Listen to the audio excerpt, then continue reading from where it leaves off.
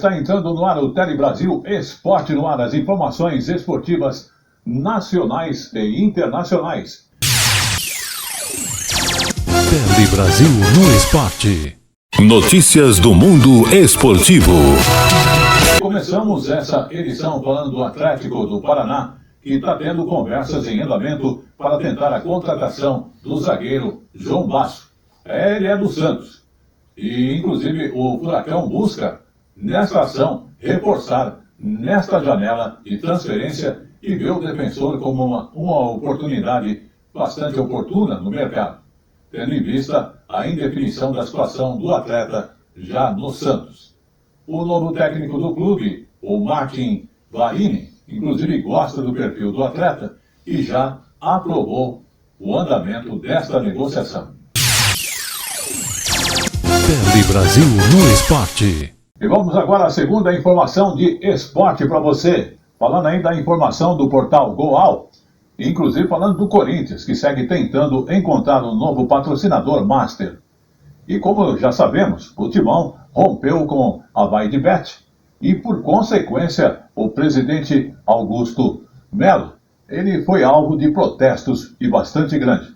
Ainda de acordo com o portal, a diretoria quer um master o quanto mais rápido possível, ou antes, né? E pede algo em torno aí de 100 milhões a 110 milhões de reais. Porém, nos bastidores, o clima é de confiança para que alguma empresa pague por esse valor. Tele Brasil no Esporte. E vamos agora à última informação de esporte para você. Hoje nós vamos aí conhecer então um dos clubes de futebol mais antigo do Brasil, a Ponte Preta, que desde sua fundação há 122 anos, e tem o seguinte lema: a resistência. Miguel do Carmo foi um dos seus fundadores e o primeiro jogador negro da história do futebol nacional. Vamos observar. Ela é esse time de 122 anos no Brasil, que ela é movida e carregada pela paixão dos seus torcedores. Ela tem que sempre respeitar as suas raízes, respeitar as suas tradições, mas ela não pode abrir mão de ingressar no futuro do futebol. Índio, tigre, leão tem aos montes no Brasil. Macaca, só um, a Ponte Preta.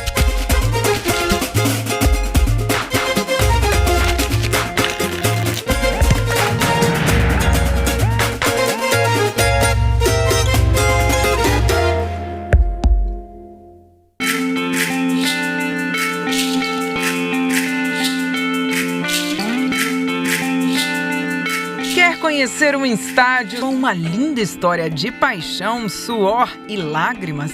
Convido você a vir com a gente visitar o estádio do Clube da Ponte Preta, que fica em Campinas, no estado de São Paulo.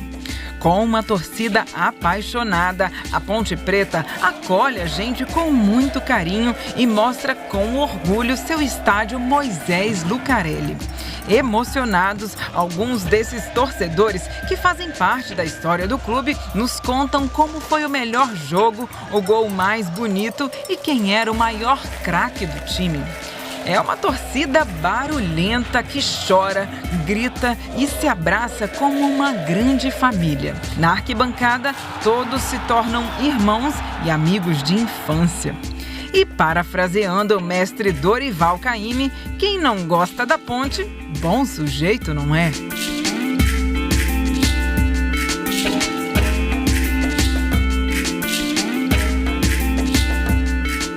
A Ponte se reacende das dificuldades, principalmente movido à paixão que o seu torcedor tem.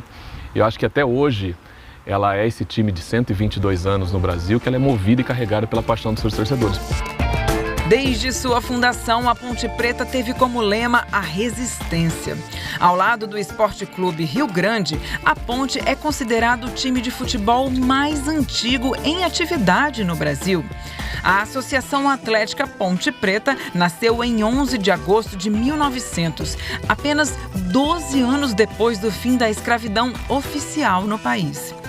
Na época, Campinas estava se desenvolvendo economicamente e constrói a ferrovia que iria mudar os rumos da cidade e dar espaço para a fundação da Ponte Preta.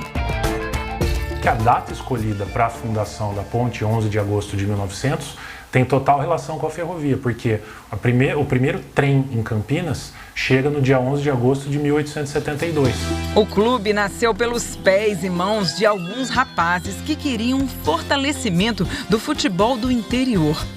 A Ponte teve entre seus fundadores o primeiro jogador negro da história do futebol, numa época em que o futebol era dominado por homens brancos. Filho de ex-escravizados, Miguel do Carmo nasceu 3 anos antes da abolição da escravidão no Brasil.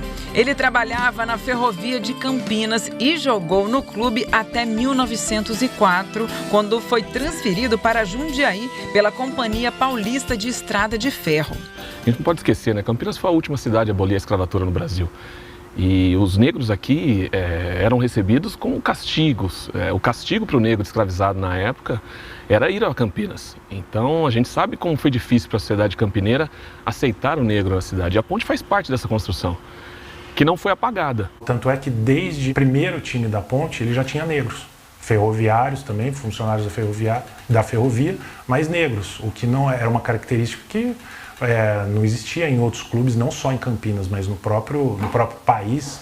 Essa junção, dessa mistura étnica que era os imigrantes que aqui estavam, os trabalhadores que vieram da Suíça, da Inglaterra para trabalhar nas estradas de ferro e os negros libertos que moravam aqui nesse bairro porque eram funcionários. Então a Ponte nasce dessa forma e até hoje você vê muito resquícios disso no seu povo que está presente aqui ainda. E o Miguel é esse símbolo de resistência. Formada por operários, negros e pessoas simples, a Ponte sofreu bastante com o preconceito e o racismo da torcida de clubes adversários. Grande, barulhenta e muito alegre, a torcida da Ponte era chamada de macacos pelos rivais.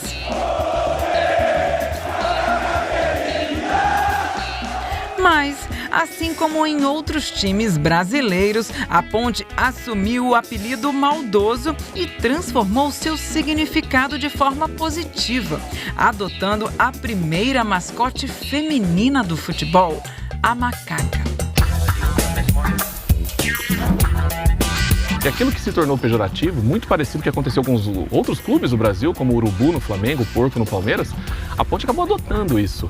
E adotou de uma forma que é um orgulho, acaba se tornando um orgulho de ter, e ainda é um dos poucos clubes no Brasil que tem um símbolo, um mascote feminino, né? Que você já tem talvez na Portuguesa, por ser a Portuguesa, quando você fala a macaca, parece que é uma coisa que é sua, né? Então é um amor assim que é diferente, por ser feminino, por ser forjado na base do preconceito, resistido ao preconceito, ter essa identidade que se criou a partir disso. A partir desse movimento todo, essa construção toda, e é um orgulho hoje para o torcedor falar que torce para a macaca, no feminino mesmo. Quantos clubes com nome feminino nós temos? Portuguesa, Ponte, Ferroviária, fala outro. Precisa pensar, né? Corinthians, Flamengo, Fluminense, Guarani, a Ponte é feminino. Começa aí. É um dos poucos clubes que tem uma faixa transversal. Hoje até o Clube do Remo tem, mas não tinha. Tinha o Vasco e a Ponte. É um clube que tem como símbolo, embora alguns idiotas tentaram em 66 mudar, uma travessa simpaticíssima, malandra macaquinha. Porque índio, tigre, leão tem aos montes no Brasil. Aqui perto de Campinas tem um macaca, só um, a Ponte Preta.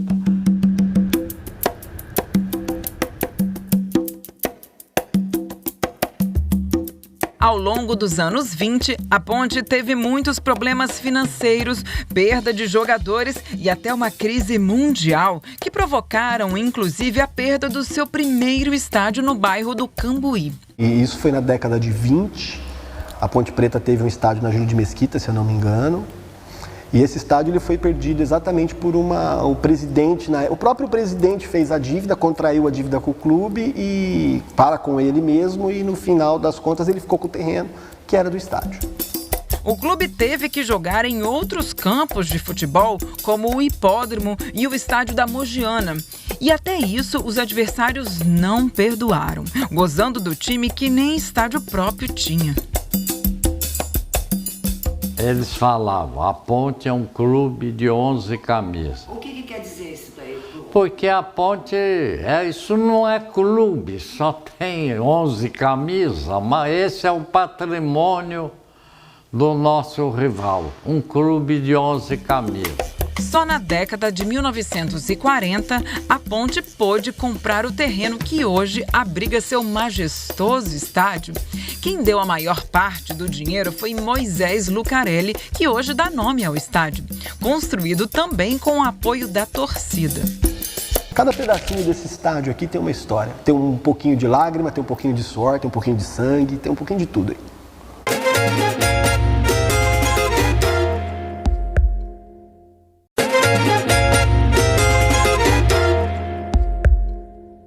Eu tenho grandes histórias aqui.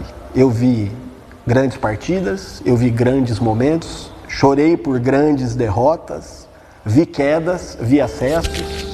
Nos anos 1940, a Ponte Preta já era um clube veterano do futebol, mas ainda sem campo próprio.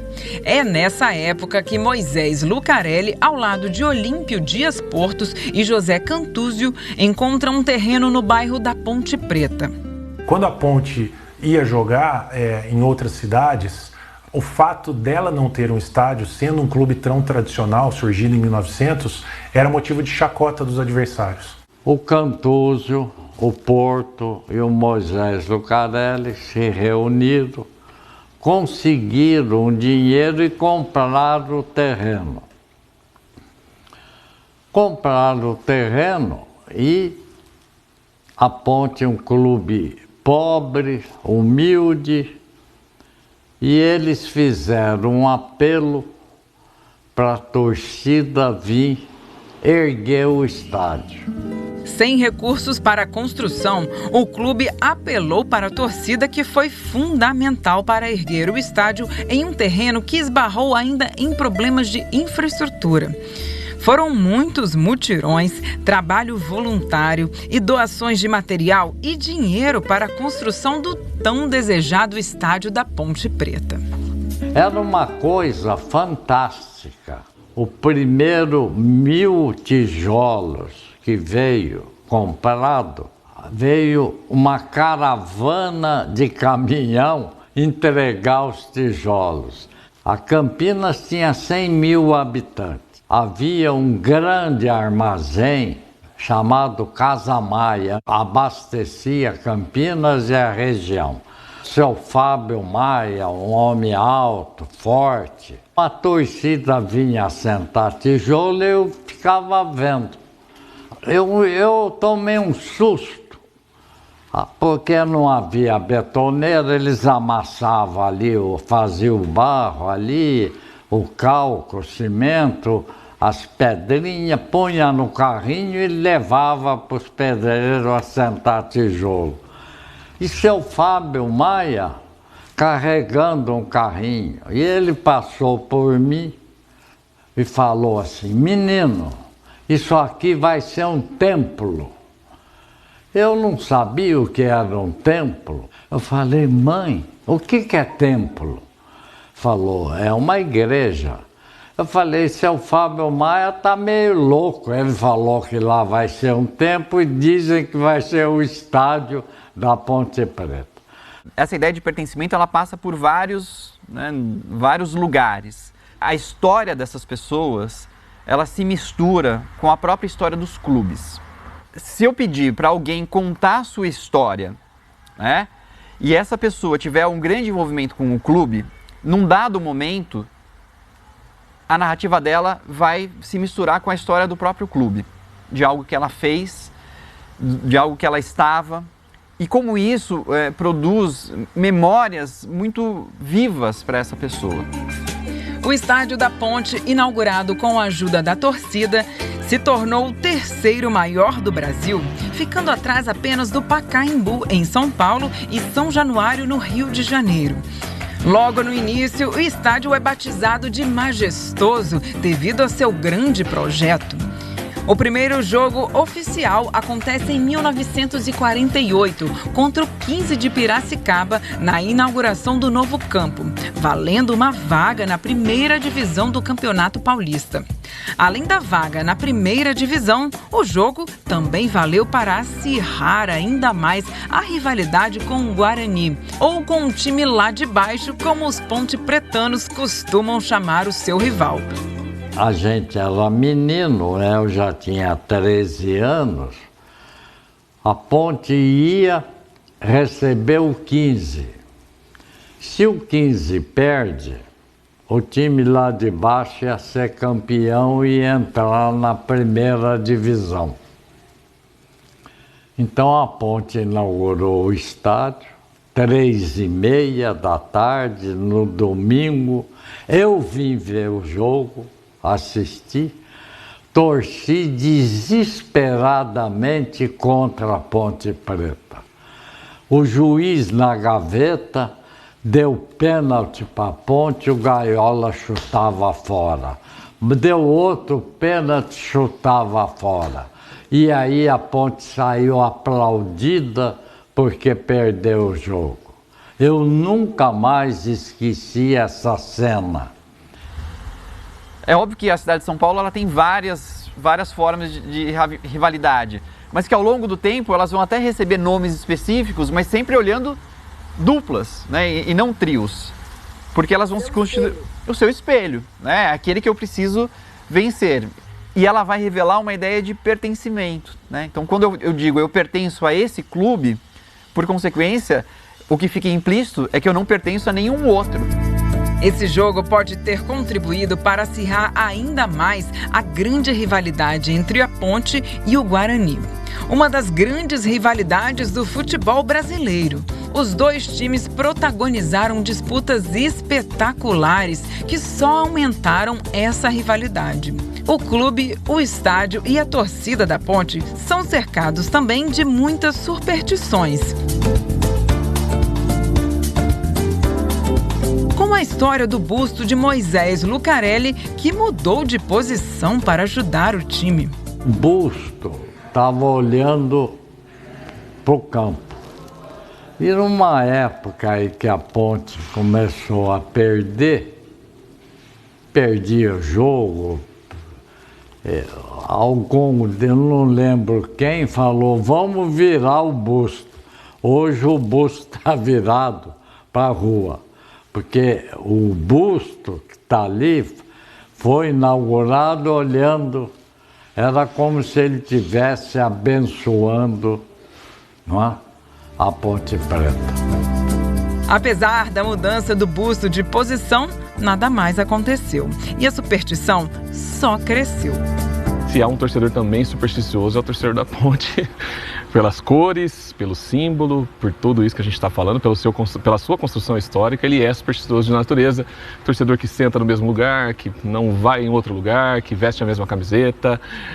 Nós passamos aqui antes de entrar pela capela, então eu não consigo entrar e não passar na capela primeiro. E é uma coisa que sempre eu tenho que fazer, e eu fico mal quando eu não passo, quando eu esqueço. Putz, esqueci de passar na capela. Não, eu tenho que voltar.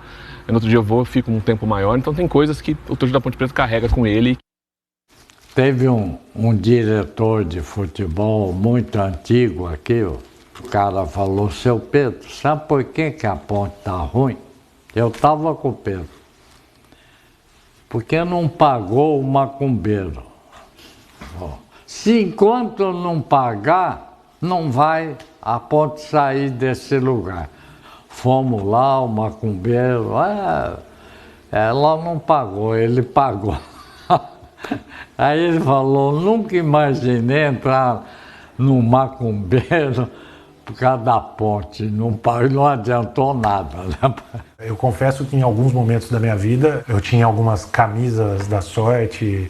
Eu me lembro que no Campeonato Paulista de 2008 eu usei uma camisa o campeonato inteirinho. E a Ponte chegou na final do Campeonato Paulista. Foi a camisa? Não foi, mas assim, na minha cabeça estava ajudando, sim. Se estava dando certo, eu não ia mudar. Só que no último jogo não deu certo, no último jogo perdemos.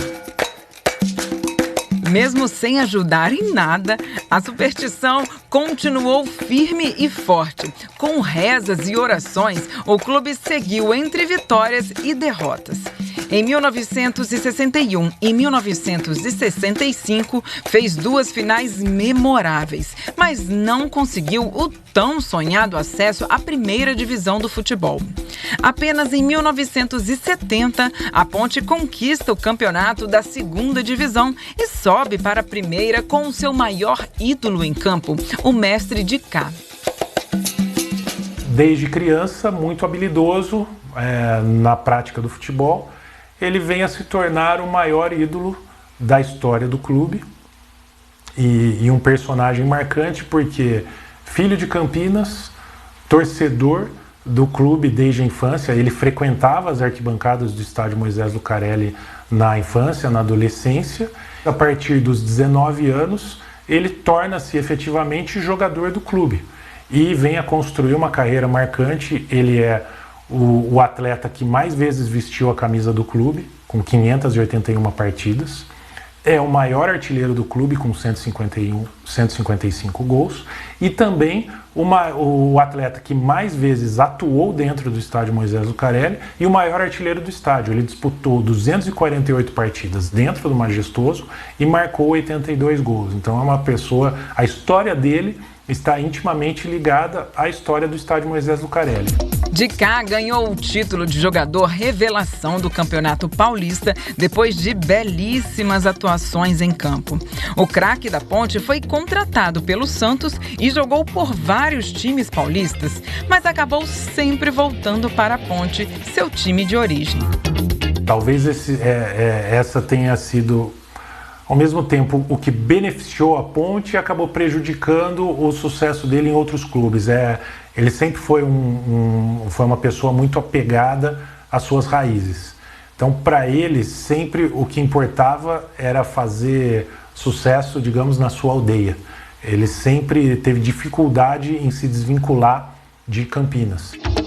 Mestre de Cá marcou a história do futebol brasileiro com seus lançamentos e passes certeiros, além dos chutes potentes e das excelentes cobranças de falta.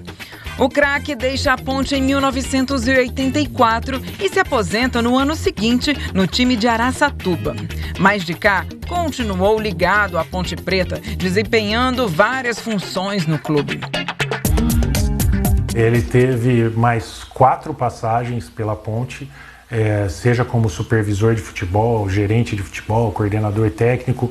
Os nomes dos cargos variavam, mas sempre era como uma espécie de elo entre a diretoria e os jogadores.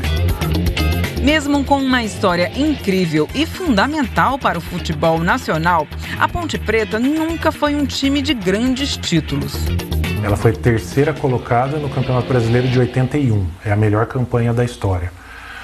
Título oficial, ela tem a Série A2, então a 2ª divisão do Campeonato Paulista de 1969.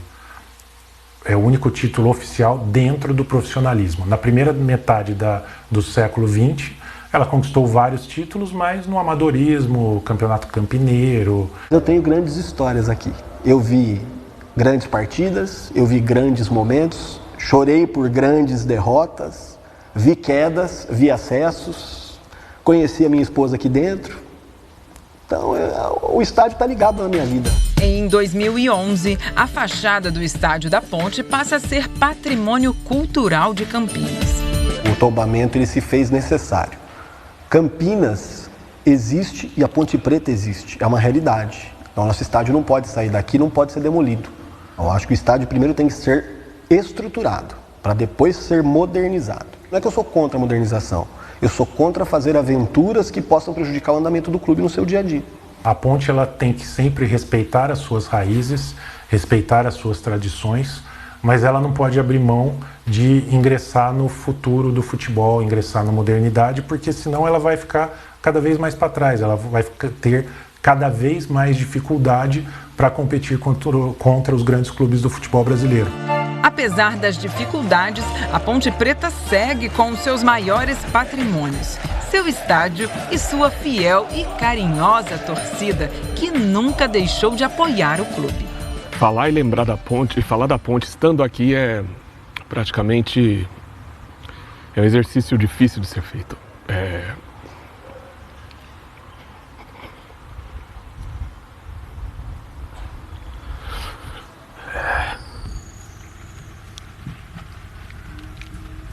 A gente não consegue tirar, né, da onde surge tudo isso. Tem explicação, né? Pra gente isso aqui acho que mais que ter uma segunda casa, né? A Ponte é difícil de explicar. Não, ela surge, ela reacende do nada, move muita coisa. Questão familiar, questão de sentimento. É difícil, desculpa. É o senso de, acho que, pertencimento. Você faz parte de uma comunidade que representa a sua cidade, que leva o nome da sua cidade para o Brasil todo, para o mundo, podemos dizer, porque, por exemplo, em 2013 a Ponte foi vice-campeã da Copa Sul-Americana. A gente percebe que o Ponte Pretano tem esse gosto de, quando viaja, seja para outro estado, seja para outro país, sempre, pelo menos em um dia daquela viagem, ele vai sair com a camisa, ele vai levar a bandeira para tirar foto num ponto turístico. É aquele sentimento de levar a história da sua cidade para fora. Acho que isso resume o porquê do Ponte Pretano ser tão orgulhoso do time pelo qual torce.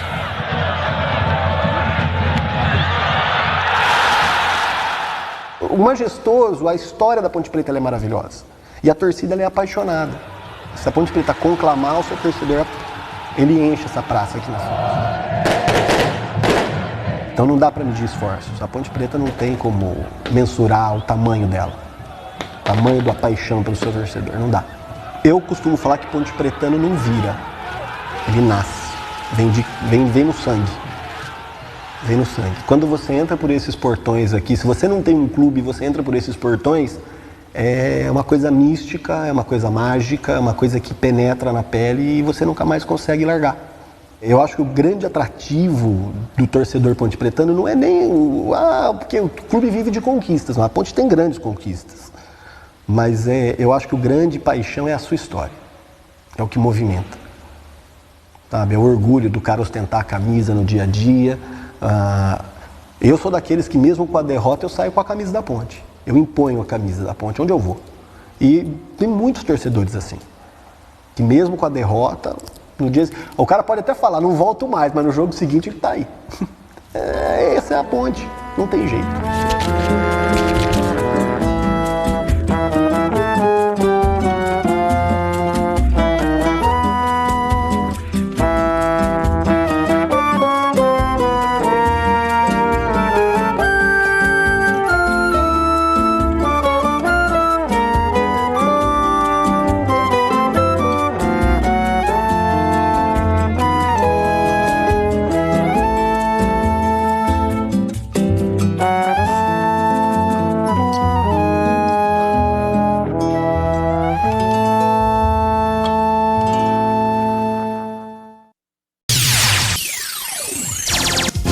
Brasil no Esporte. E com esse último conhecimento dos campos de futebol aqui do Brasil, o Tele Brasil Esporte no ar vai ficando por aqui, agradecendo a sua audiência. Até lá!